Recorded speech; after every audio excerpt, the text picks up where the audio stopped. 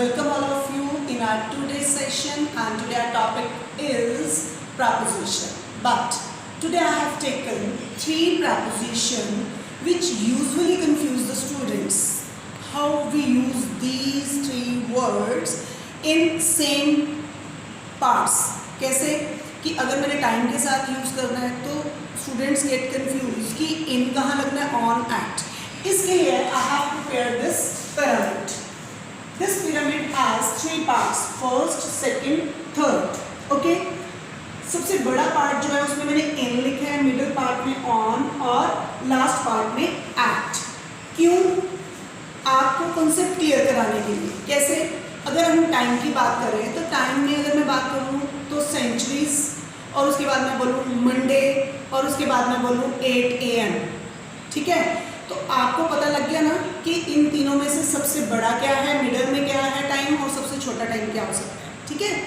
तो मेरे बिना बताए आपका कॉन्सेप्ट मुझे लगता है क्लियर हो जाना चाहिए. कैसे? क्योंकि मैंने यहाँ आपके पास बिगर, सबसे बड़ा पार्ट जो बिगेस्ट पार्ट, उसमें इन लगाया. तो सेंचुरीज के साथ क्या लगेगा, इन. उसके बाद मिडल क्या है, मंडे, तो मंडे के साथ ऑन लगा दो. 8 AM सबसे छोटा टाइम है इन तीनों में से, तो उसके साथ ऐड लगा दो. ओके? सो यही एक कॉन्सेप्ट है जिसको लेके मैंने ये एक कॉन्सेप्ट तैयार किया है. मुझे लगता है कि इससे आपके जो बेसिक्स हैं वो काफ़ी क्लियर हो जाएंगे. तो इसके कुछ examples. Okay? Suppose here in. Okay?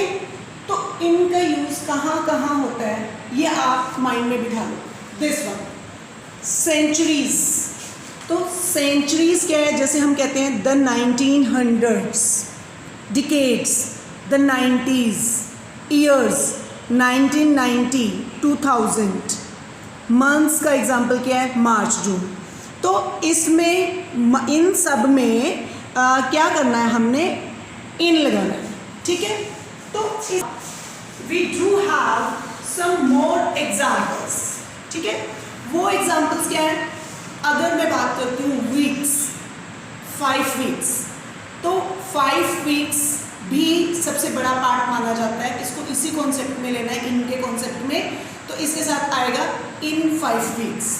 अगर मैं सीजन्स की बात करती हूँ लाइक स्प्रिंग, तो इसमें भी इन लगेगा, इन स्प्रिंग.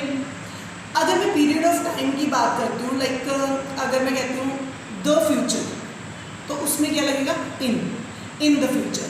अगर मैं हॉलीडेज़ के बारे में बात करती हूँ, ठीक है, द ईस्टर हॉलीडेज़, तो तब भी लगेगा in the Easter holidays.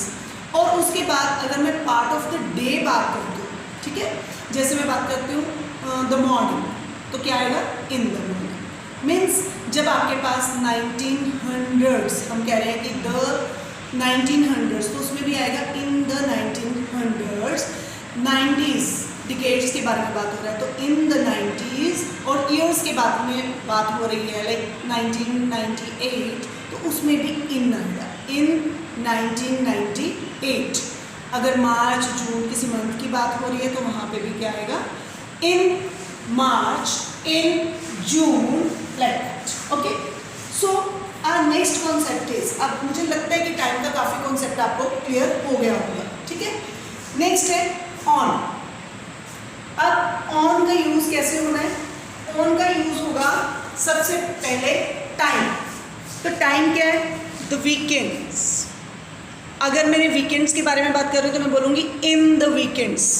Days के बारे में बात कर रही हूँ, सॉरी, अगर वीकेंड्स के बारे में बात हो रही है तो ऑन द वीकेंड्स. और डेज़ के बारे में बात हो रही है तो मंडे के बारे में बात हो रही है तो ऑन मंडे.